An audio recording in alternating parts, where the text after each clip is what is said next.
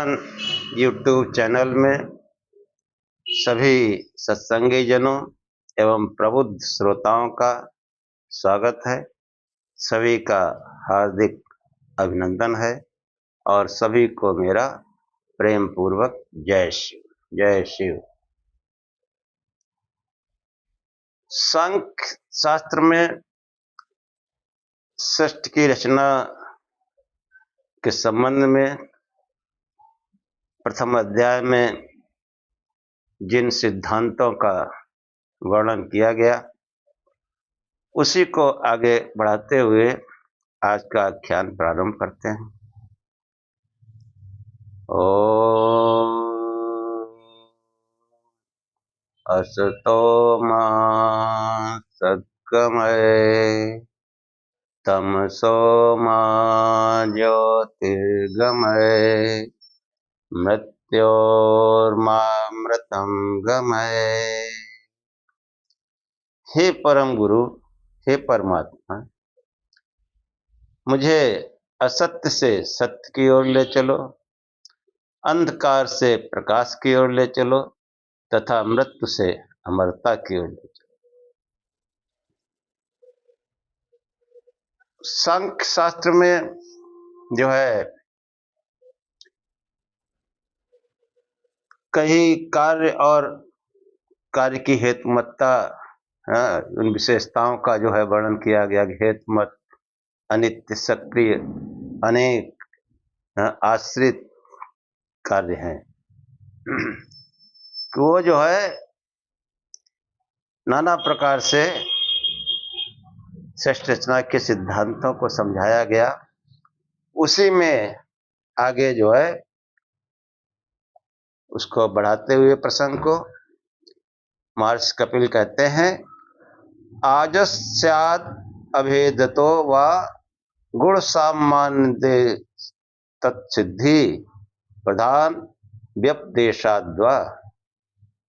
मतलब जो प्रमाण दिए गए कि प्रत्यक्ष से, आजस्य मतलब प्रत्यक्ष, अथवा गुण सामान्य आदि से, अभेदता मतलब अभेद से, अथवा प्रधान व्यपदेश से उस कार्यभेद की सिद्धि है। मतलब जो पूर्व में प्रमाण बताए गए उन्हीं का इसमें फिर से जो है अर्थ को सिद्ध किया गया कि प्रत्यक्ष, अनुमान और शब्द तीन प्रमाण माने हैं कपिल मुनि ने। तो इन प्रमाण के द्वारा उक्त अर्थ को सिद्ध किया गया है कि यहाँ तीनों प्रमाणों का मतलब जो है समुच्चय न समझना चाहिए। कहीं जो है प्रत्यक्ष और कहीं अनुमान से इस अर्थ की सिद्धि होती है तथा शब्द प्रमाण द्वारा उसी अर्थ को पुष्ट किया जाता है। प्रत्यक्ष और अनुमान जो है उसको शब्द प्रमाण द्वारा पुष्ट किया जाता है। शब्द मतलब आप्तोपदेश शब्द, जो आप पुरुषों के उपदेश हैं वो शब्द है। और जो वेदों के जो है वेद वाक्य वो भी शब्द हैं, वो भी प्रमाण हैं। उनसे जो है सिद्ध किया जाता है। प्रत्यक्ष और अनुमान ऐसा तो नहीं आप तो उपदेश के विरोध में हो, वेद के विरोध में हो, ऐसा कोई जो है प्रत्यक्ष और मतलब जो है अनुमान प्रमाण नहीं माना जाता है। आजस्य प्रत्यक्ष से कार्य कारण के भेद की सिद्धि होती है। और सत्कार्यवाद को पहले ही सिद्ध किया जा चुका है। सत्कार्यवाद मतलब जो वस्तु है उसके मूल में उसके वो लक्षण है। मतलब कोई विशेष वस्तु किसी विशेष कारण से उत्पन्न होती है। सत्कार्यवाद जो है जैसे मिट्टी से घड़ा बनेगा और सूत से कपड़ा बनेगा। अब मिट्टी से कपड़ा नहीं बन सकता और सूत से घड़ा नहीं बन सकता। ये है सत्कार्यवाद। तो इसी के अनुसार जो है इस सृष्टि रचना के मूल में सिद्धांत काम करते हैं। इसके आधार पर कार्य कारण का अभेद तो सिद्ध ही है कि जो कार्य है और उसका कारण में वो विद्यमान है, तो उसका कोई मतलब भेद नहीं है। जो जैसा कार्य है वैसा ही उसका कारण होगा। इस सूत्र में भेद को सिद्ध करने के लिए विशेष यत्न है। अजसा पद से आजस्य बना है, इसका अर्थ होता है अनायास होने वाला, जिसके संपन्न होने से अधिक यत्न न करना पड़े। प्रमाण से कार्य कारण का भेद है, ऐसा प्रत्यक्ष ऐसा ही प्रमाण है। इसलिए यह पद यहाँ प्रत्यक्ष प्रमाण का द्योतक है। प्रत्यक्ष प्रमाण जो होता है वो उसमें कोई प्रयत्न नहीं करना पड़ता, सामने मौजूद है, क्या उसमें प्रयत्न करना। अनुमान और शब्द में प्रयत्न करना पड़ता है, लेकिन प्रत्यक्ष में जो है वो अनायास हो जाता है। इसीलिए उसको आजस्य कहा गया कि जो है जिसके संपन्न होने में अधिक यत्न न करना पड़े। प्रत्यक्ष ऐसा ही प्रमाण है। इसलिए यह पद यहाँ प्रत्यक्ष प्रमाण का द्योतक है। प्रत्यक्ष प्रमाण से कार्य कारण का भेद सिद्ध होता है।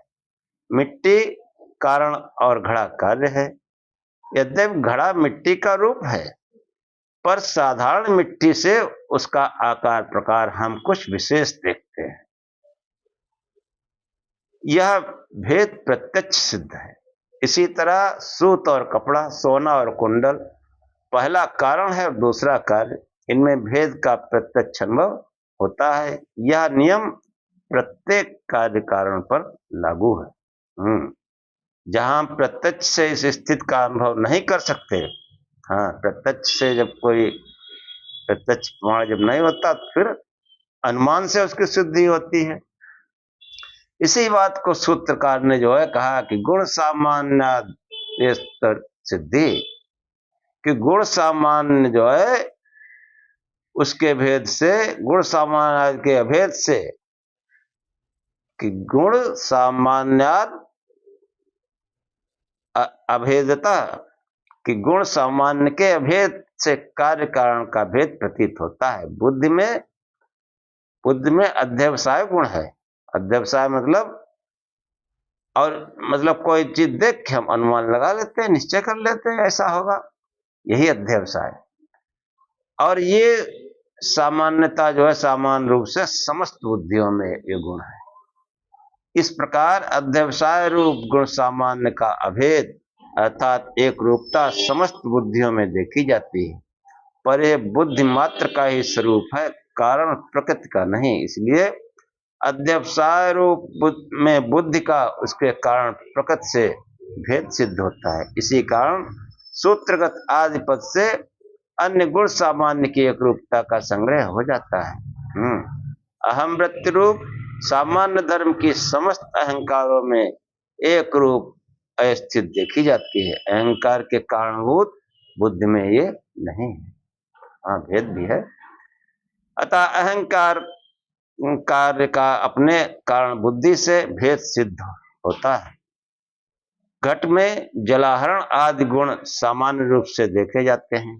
घट में पानी भर सकते हो, लेकिन मिट्टी में ऐसा नहीं कर सकते। इसी कारण मिट्टी से घट रूप कार्य जो है उसका भेद सिद्ध होता है। इसी प्रकार प्रत्येक कार्य कारण में समझना चाहिए कि कार्य कारण में भेद की पुष्टि शब्द प्रमाण से की भी होती है।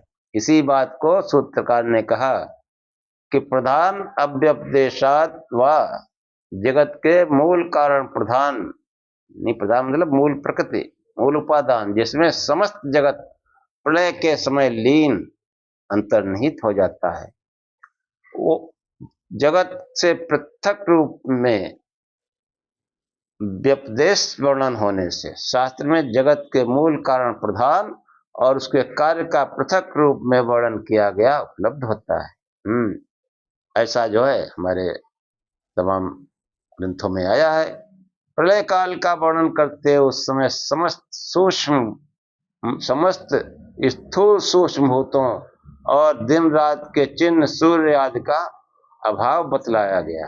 ये सब जो है अपने मूल कारण मूल प्रकृति में लय हो जाते हैं, लीन हो जाते हैं।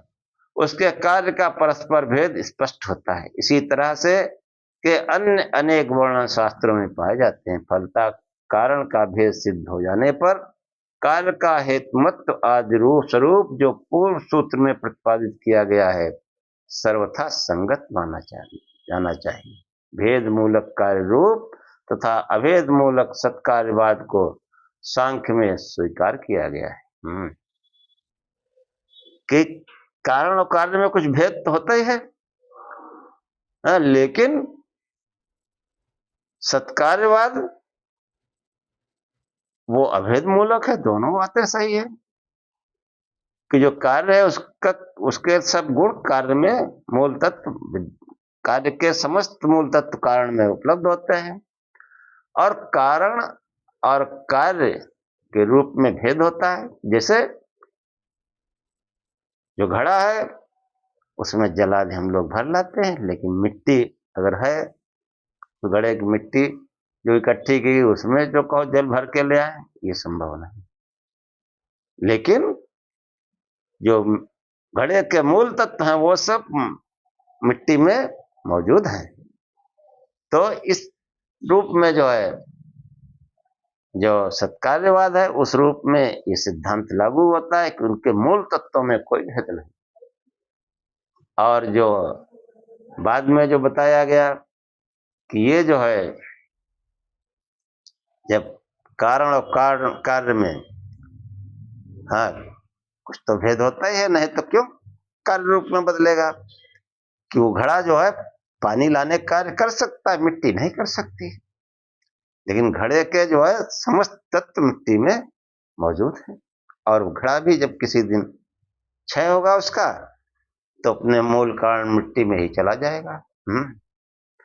तो ये जो है मूल कारण और कार्य दोनों में रहने वाले धर्मों का जो है महर्षि कपिल जो है निर्देश करते हुए कहते हैं कि त्रिगुण चेतनत्वादिद्वयो, कि दोनों में त्रिगुण अचेतनत आदि धर्म है। दोनों में चाहे घड़ा हो चाहे मिट्टी हो, दोनों है तो अचेतन ही। दोनों ही अचेतन है। तो इसी प्रकार जितने भी कारण और कार्य हैं वो सब अचेतन ही, उनको चेतन नहीं कहा जा सकता। कि कारण और कार्य दोनों का त्रिगुण अचेतन आदि साधर्म है। बन सब त्रिगुण से ही, आदि पद से अविवेकत्व विषयत्व परिणामत्व तथा अन्य समस्त प्राकृत धर्मों का संग्रह हो जाता है। प्रकृति त्रिगुणात्मक है, अचेतन है, अविवेकी है, विषय है, परिणामी है, ये सब लक्षण प्रकृति के हैं। उसके समस्त कार्य भी त्रिगुणात्मक तथा अचेतन रूप आदि है। समस्त कार्य कैसे त्रिगुणात्मक हैं और अचेतन रूप हैं। इस प्रकार त्रिगुणत्व आदि मूल कारण और उसके कार्य दोनों में साधर्म है, इसलिए ये सब चेतन के वैधर्म है। चेतन के जो है वैधर्म है, विपरीत धर्म है इसके। चेतन और अचेतन में यही तो समझना है। चेतन और अचेतन क्या है कि हम जो है अचेतन से जुड़े हुए हैं और समझते हैं कि हम चेतन जुड़े हुए हैं, लेकिन नहीं, जुड़े हैं चेतन से। यही खास चीज समझना है कि जो है त्रिगुणत्व अचेतन आदि चेतन में नहीं रहते, पर एक दो धर्म जीवात्म चेतन में पाए जाते हैं। जीवात्म चेतन में एक दो धर्म पाए जाते हैं। तो क्या है? सक्रियत्व और अनेकत्व। जीवात्मा जो है अनेक है और जीवात्मा जो है वो सक्रिय मानी जाती है, सक्रिय है, उसको निष्क्रिय तो नहीं कह सकते। समस्त आध्यात्मिक साहित्य में जीवात्मा की गति अगति का विशद वर्णन उपलब्ध होता है। यहाँ की जीवात्मा जो है ये उच्च लोकों को निम्न लोकों को जाती रहती है, इसलिए प्रत्येक जीवात्मा सक्रिय माना गया है। जीवात्मा की अनेकता भी अनेक हेतुओं से सिद्ध है। इसका प्रतिपादन सूत्रकार ने आगे किया है कि जीवात्मा में की एकता में विविध रूप की भावना नहीं है। मतलब जीवात्मा की जो है अनेकता में विविध रूप की भावना नहीं है। आत्मा व्यक्तिगत रूप से अनेक हैं, उन सबका स्वरूप एक समान है। हाँ, उन सबका स्वरूप कैसा? एक समान। इसलिए चाहे वो किसी सन्यासी की आत्मा हो, जीवात्मा हो, या किसी जनसामान्य की जीवात्मा हो, उनका स्वरूप एक जैसा है, उसमें कोई भेद नहीं होता है। जो भेद हमको लगता है वो वही अविवेक है, वही अविवेक है। हाँ, प्रकृति सत्य रजस तमस रूप है, उसका साधर्म का कथन कर सूत्रकार सत्व आदि के स्वरूप का निरूपण करता है।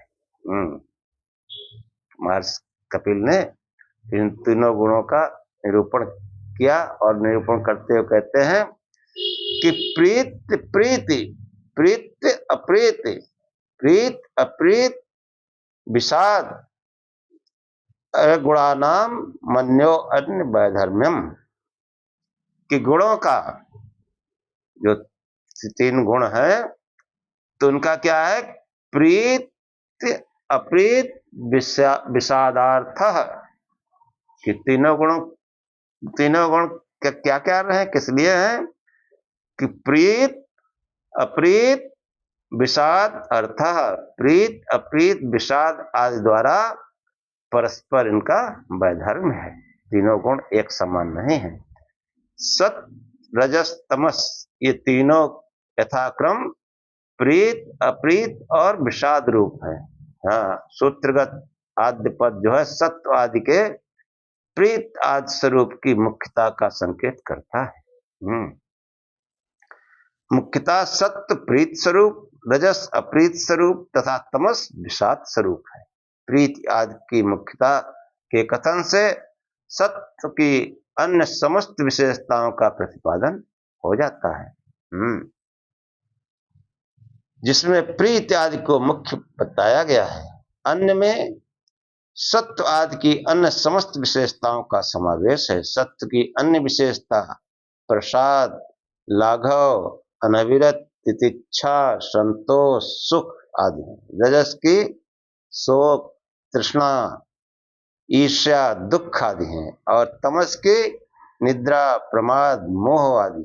प्रीत सत्व का स्वरूप है, रजस तमस का नहीं। अप्रीत रजस का स्वरूप है, सत्य और रज का नहीं। इसी प्रकार विषाद तम का स्वरूप है, सत्य और रजस का नहीं। अतः प्रीति आदि को सत्य आदि में से परस्पर एक दूसरे का वैधर्म कहा गया है। कि जगत के मूल उपादान तत्व का स्वरूप प्रीति आदि पदों से किस प्रकार प्रकट होता है, यह एक विशेष ज्ञातव्य है। इन पदों की साधारण अर्थ की उपयोगिता केवल उस समय सन्मुख आती है जब हम मानव अमानव प्राणी समाज का सत्व आदि गुणों के आधार पर विश्लेषण करना चाहते हैं। हाँ, तब जो है इनकी उपयोगिता हमारे सम्मुख आती है। हाँ, कौन तमोगुणी है, कौन सतोगुणी है, कौन रजोगुणी है। हाँ, इस विशेषताएं वर्णन आती है, उसके स्वभाव में परिलक्षित होता है। यदि हम प्रीति आदि पदों का साधारण अर्थ का सीधा संबंध सत्व आदि के साथ न जोड़कर यहाँ तक सोचें कि मूल तत्व की वास्तविकता को प्रकट करने के लिए प्रीति आदि पदों का प्रयोग एक विशेष भावना के आधार पर किया गया है, तो कदाचित हमें उस स्वरूप को समझने में अवश्य सुविधा होगी। वो भावना क्या है? इसे समझने के लिए आधुनिक आज भौतिक विज्ञान द्वारा प्रदर्शित मूल तत्वों के विश्लेषण की हमें थोड़ा ध्यान देना होगा। देखो कितना वैज्ञानिक उल्लेख है। जो विज्ञान के जो है जो मूल तत्व हैं उन पर थोड़ा सा ध्यान देना होगा। क्या है वो मूल तत्व? जैसे प्रोटॉन, इलेक्ट्रॉन, न्यूट्रॉन, ये हम लोग रसायन शास्त्र में पढ़ते हैं। ये एक प्रकार के विद्युत कण अथवा विद्युत तरंग के रूप में समझे जाते हैं।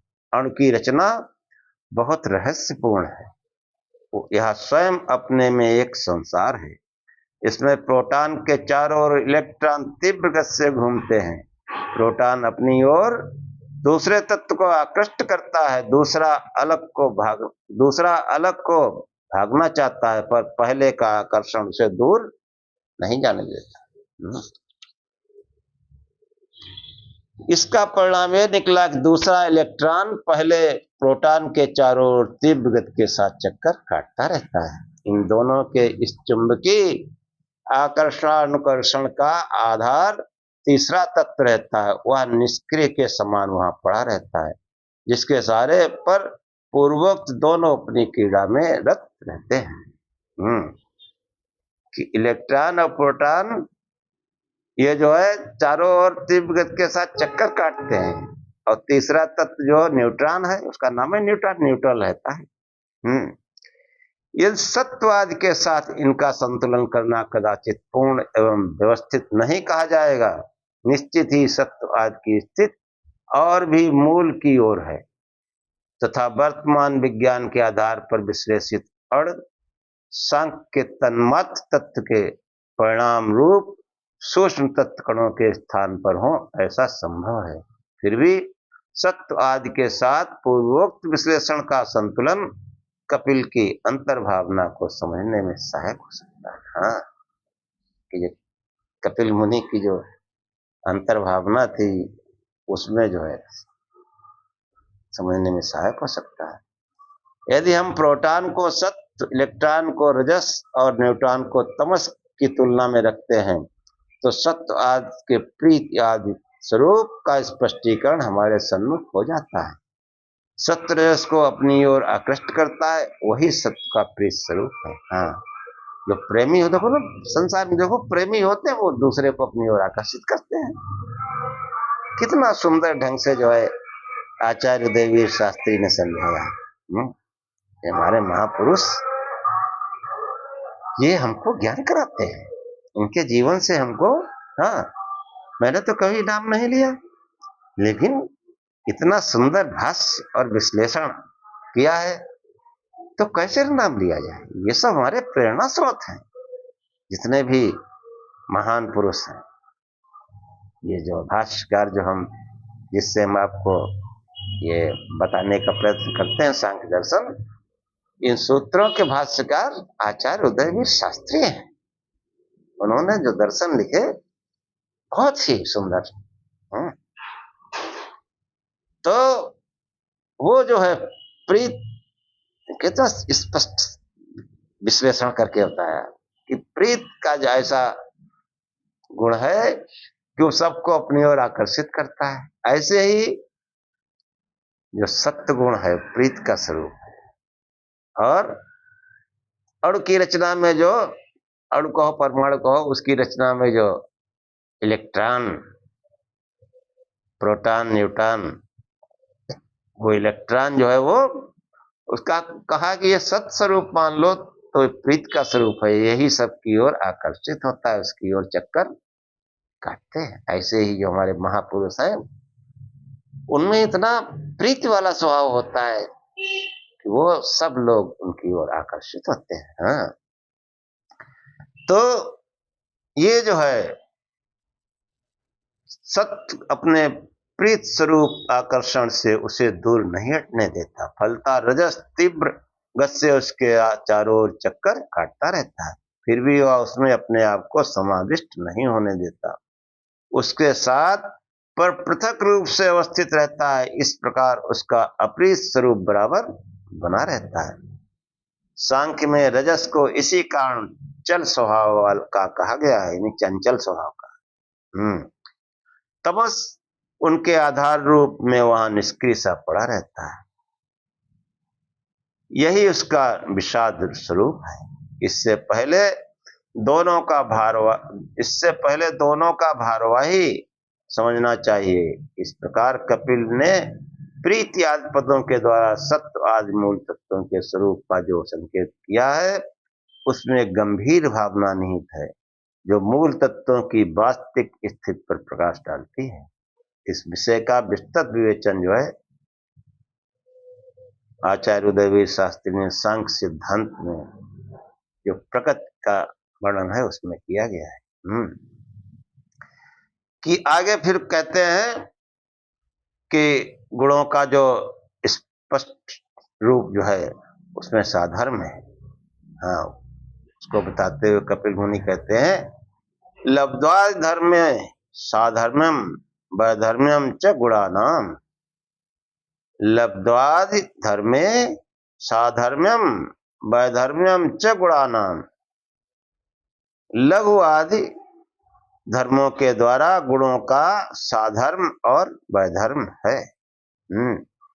कि समस्त सत्य लघुत्व आदि धर्मों से युक्त होने के कारण एक समान है, इसलिए लघुत्व आदि धर्म उनके साधर्म है और रजस तमस के वैधर्म है। इसी प्रकार चलत्व आदि रजस तत्वों के साधर्म, चलस मतलब चंचलता, और सत्य मतलब विनम्रता, सौम्यता, शांति। हाँ, लघुत्व मतलब शांति, विनम्रता, और रजस मतलब चंचलता। तत्वों के साधर्म है और सत्य रजस के वैधर्म है, तथा गुरुत्व आदि समस्त तमस तत्वों के साधर्म है। गुरुत्व मतलब गुरुत्व, उसी से गुरुत्वाकर्षण बना है। गुरुत्व मतलब भारीपन। भारीपन में ही तो आलस रहता है। तमोगुण का जो स्वरूप कैसा है? गुरुत्व, बोझ, भारी, भारीपन। और सत्वरजस से उसका वैधर्म है। परम ऋषि कपिल ने इस सूत्र के द्वारा स्पष्ट कर दिया है कि प्रकृति एक व्यक्ति रूप तत्व नहीं है, सत्व रजस तमस का नाम प्रकृति है।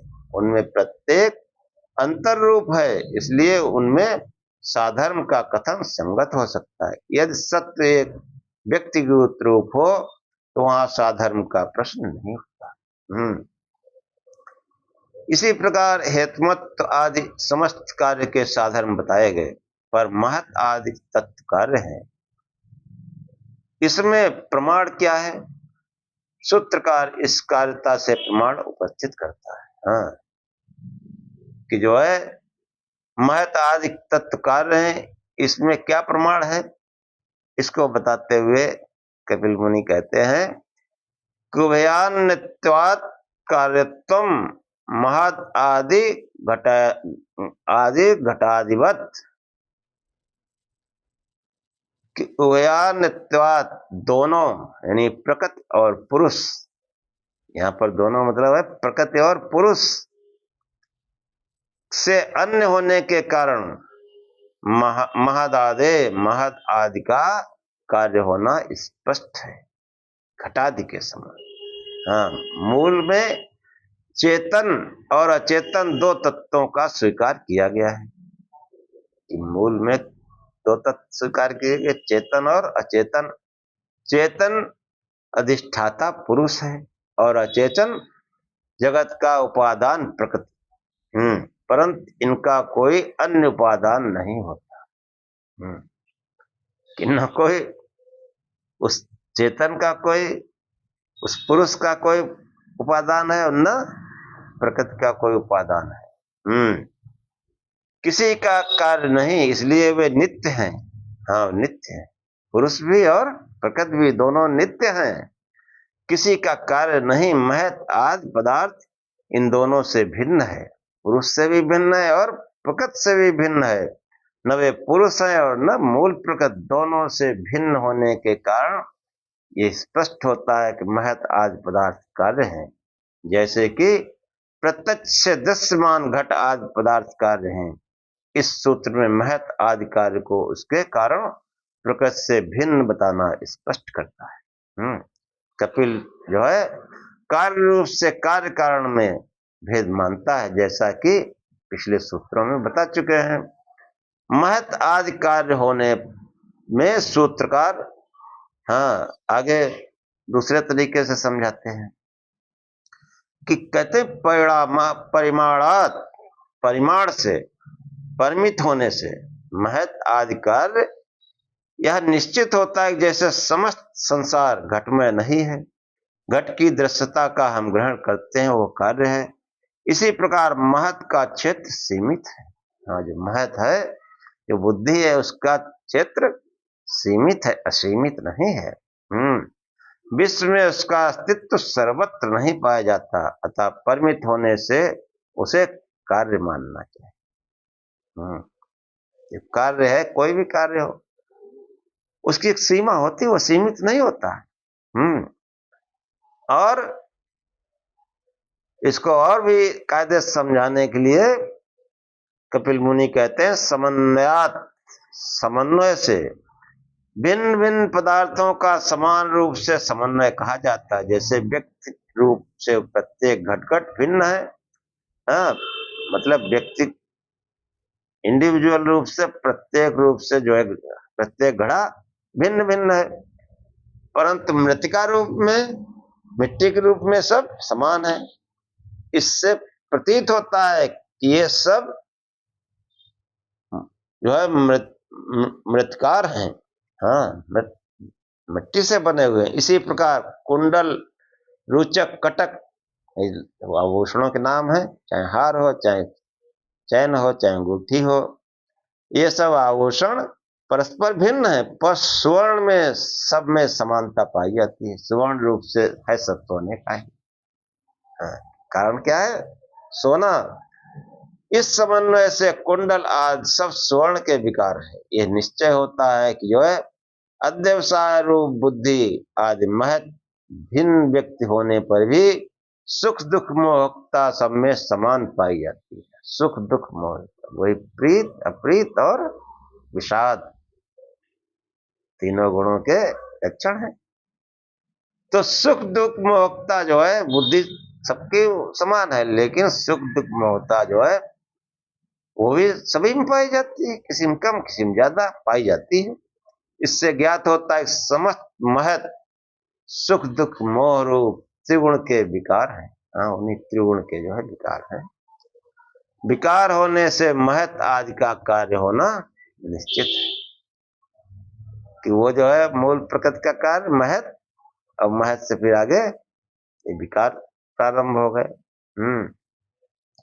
इस अर्थ को पुष्टि करने के लिए सूत्रकार एक और हेतु उपस्थित करता है, हाँ, और दूसरे तरीके से समझाया गया कि शक्तितश्चेत, शक्तितः चेति, कि जो है शक्ति पद का अर्थ साधन और योग्यता दोनों से है। महत जीवात्मा के लिए प्रत्येक भोग आदि उपस्थित करने में मुख्य साधन अर्थात करण है। जैसे चक्षु आदि करण कार्य है, इसी प्रकार महत भी कार्य है। अतः प्रत्येक कार्य अपने योग्य कारण से उत्पन्न होता है। तिलों से तेल होता है, रेत बालू से नहीं। जैसे तिलों में तेल उत्पन्न करने की योग्यता है, इसी प्रकार त्रिगुणात्मक महत सत्व रजस तमो रूप प्रकृति से उत्पन्न होता है। अतः एक कार्य है, ये निश्चित होता है सूत्र में इच पद का निर्देश इस हेतु परंपरा की समाप्ति का होता है। हाँ, कि अभी तक जो है ये बताया गया वो उस सृष्टि का जो स्वरूप है, जो संसार की रचना जो है, उसके मूल सिद्धांतों को यहां तक बताने का प्रयत्न किया गया। इसके आगे जो है ये जो मोक्ष का रूप है, जो आगे पुरुष और प्रकृति के भेद को जो है बताने का प्रयत्न किया गया। तो आज का आख्यान यहीं समाप्त करते हैं। आगे जो है देखते रहिए, क्योंकि जो चेतन और अचेतन, इसका भेद जब हमको पहले बुद्धि स्तर से पता चले और फिर वो समाधि के द्वारा रही हो, जब हमको जो है चेतन और अचेतन का भेद बौद्धिक स्तर से समझ में आ जाएगा, तभी हमारी उपासना सही दिशा में, तभी हम उन्नत करेंगे। लोग बहुत प्रयत्न करते हैं, बहुत उपासना करते हैं, लेकिन दिशा सही नहीं। वो पहले जो है वो यही समझे कि चेतन क्या है या चेतन क्या है, क्या हम चेतन की उपासना कर रहे हैं या अचेतन की। तो ये जो है, ये जो मैं बार बार कहता हूं कि वैदिक साहित्य को आधार बनाकर हम सत्संग करते हैं। किसी तरीके से मनुष्य उस सत्य को समझे, चेतन तत्व को समझे और अचेतन को समझे। अचेतन प्रकृति जो है वो हमारे प्रयोजन के लिए है, हमारे भोगों के लिए भी और हमारे वर्ग के लिए भी। और चेतन जो है उसका हमको ज्ञान करना है, उसी के ज्ञान से जो है, क्योंकि वहां पर जो है इस सतरजतम प्रीत अप्रीत विषाद सुख दुख मोह, ये वहां है ही नहीं। जो वहां तीनों गुण है ही नहीं तो ये भी नहीं है। तो उसके ज्ञान से, जब वहां है नहीं, उसी के ज्ञान से त्रिविध दुखों की अत्यंत निवृत्ति होगी। वहां ये तीनों गुण छू नहीं सकते। जब ये मनुष्य, जब ये जीवात्मा उस स्वरूप का ज्ञान करता है जो त्रिगुणातीत है, तब वो जो है त्रिविध दुखों से अत्यंत निवृत्ति हो जाती है। और वही अत्यंत पुरुषार्थ यानी मोक्ष है। इसलिए जो है खूब शिव शिव जपते रहिए, प्रकाश स्वरूप से ध्यान करिए। अब भगवान भोलेनाथ की फोटो लगा लीजिए और आख्यान को बहुत मनोयोग से सुने। इतना आसान नहीं है समझना, और समझ गए तो फिर आनंद ही आनंद है। ओम सहनाववतु सहनौ भुनक्तु सह वीर्यं करवावहे तेजस्विनावधीतमस्तु मा विद्विषावहे। ओम शांति शांति शांति। हे परमात्मा, हम दोनों श्रोता और वक्ता की साथ साथ रक्षा करें, साथ साथ पालना करें। हम दोनों साथ साथ बल को बढ़ावें, पराक्रम करें। हमारा पढ़ा पढ़ाया एक साथ तेजस्विता को प्राप्त करे, संसार में फैले। हम आपस में द्वेष न करें। हे परमात्मा, हम दोनों को त्रिविध शांति प्राप्त हो। हमारे जीवन में दैहिक दैविक भौतिक किसी प्रकार का संताप न आए। ओम शांति शांति शांति। जय श्री